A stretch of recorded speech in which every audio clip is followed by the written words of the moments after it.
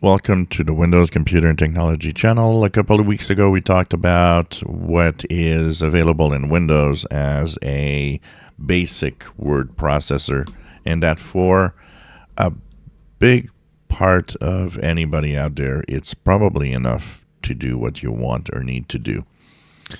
But you might need something more powerful, and of course, when that happens, you always think about Microsoft Office.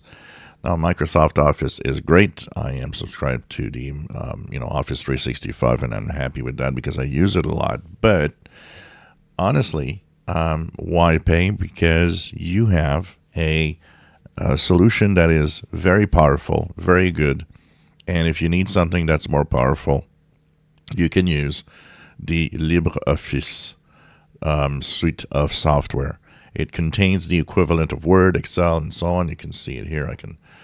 This is a word processor, so this has its equivalent. You have here the Excel, and if you're used to Office, it isn't that difficult to actually get into the LibreOffice suite of software. It's free for download. It's free to install. It's about 340 megabyte download, and it will contain all the software that you might find useful if needed. This is more powerful, and you can, of course, save in formats that might, for example, save as here.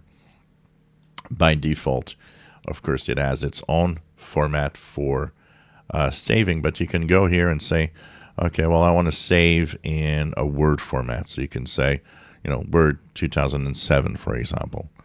And that will actually do a doc file that will, for the most part, be 99% compatible with Word. So if you have to work on something and share it with somebody else, it should work. Now, one of the things that might be a problem is if you share. It's always that portion that is the problem with Microsoft Office and other software. It's, Microsoft Office has its proprietary docx and different, formats that might not always be possible to use. But if you are just sending letters or, you're writing a book, whatever, this could actually do the job for, standard tasks. And once again, I would say that for 99% of everybody wanting to write something or use a spreadsheet, LibreOffice probably does a job, and it'll do it fine. Once again, it's always a question of sharing. Are you going to share with others, and what are they using? That will maybe actually define. You can always use it if for some reason whatever you do isn't compatible with whoever you're sending to. Then, of course, the solution will be Microsoft Office. But I tell you, for the most part, this will actually work. So the link to LibreOffice is in the description below. You can download it, and it's free of charge. If you enjoy my videos, please subscribe, give us thumbs up. Thank you for watching.